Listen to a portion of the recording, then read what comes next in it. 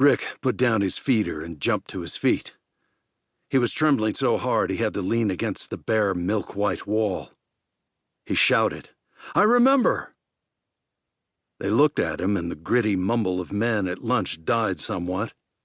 Eyes met his out of faces indifferently clean and indifferently shaven, glistening and white in the imperfect wall illumination.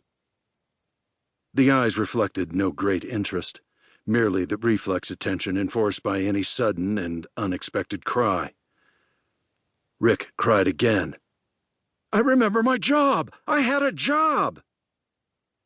Someone called, "Shut up!"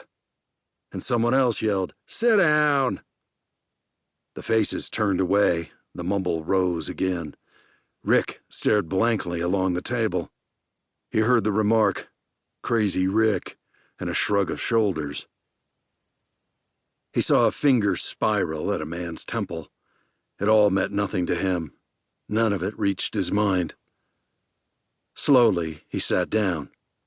Again, he clutched his feeder, a spoon-like affair, with sharp edges and little tines projecting from the front curve of the bowl, which could therefore, with equal clumsiness, cut, scoop, and impale.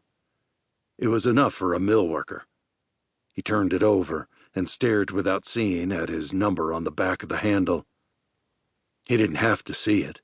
He knew it by heart. All the others had registration numbers just as he had, but the others had names also.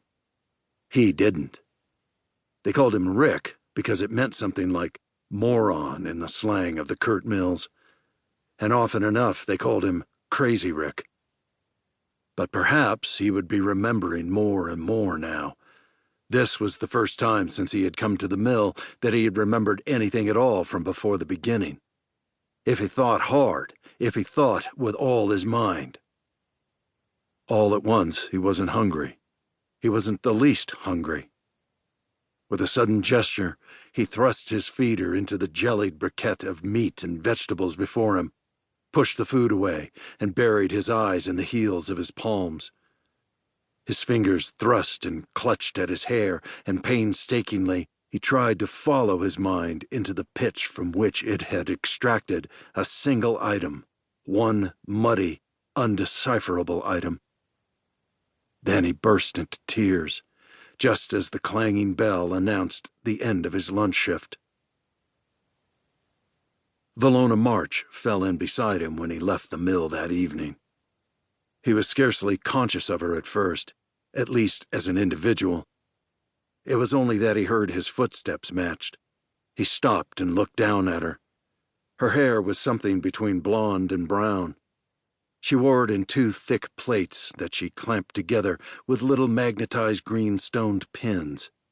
They were very cheap pins and had a faded look about them. She wore the simple cotton dress, which was all that was needed in that mild climate, just as Rick himself needed only an open, sleeveless shirt and cotton slacks. She said, "I heard something went wrong lunchtime."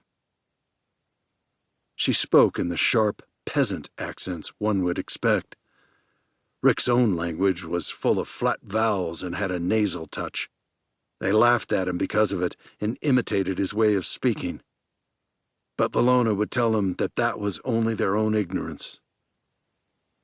Rick mumbled, "Nothing's wrong, Lona." She persisted. "I heard you said you remembered something. Is that right, Rick?" She called him Rick, too. There wasn't anything else to call him. He couldn't remember his real name. He had tried desperately enough. Valona had tried with him. One day she had obtained a torn city directory somehow and had read all the first names to him. None had seemed more familiar than any other. He looked her full in the face and said, "I'll have to quit the mill." Valona frowned. Her round, broad face with its flat, high cheekbones was troubled. "I don't think you can. It wouldn't be right." "I've got to find out more about myself."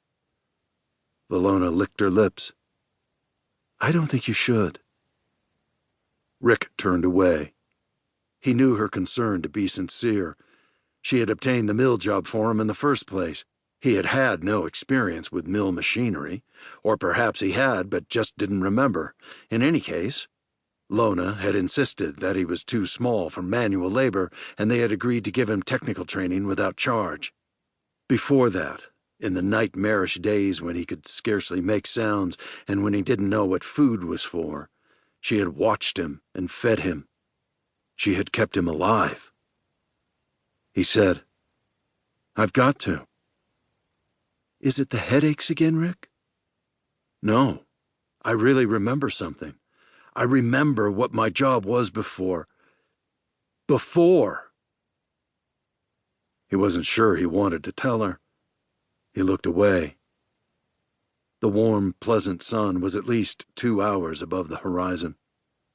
The monotonous rows of workers' cubicles that stretched out and round the mills were tiresome to look at, but Rick knew that as soon as they topped the rise, the field would lie before them in all the beauty of crimson and gold.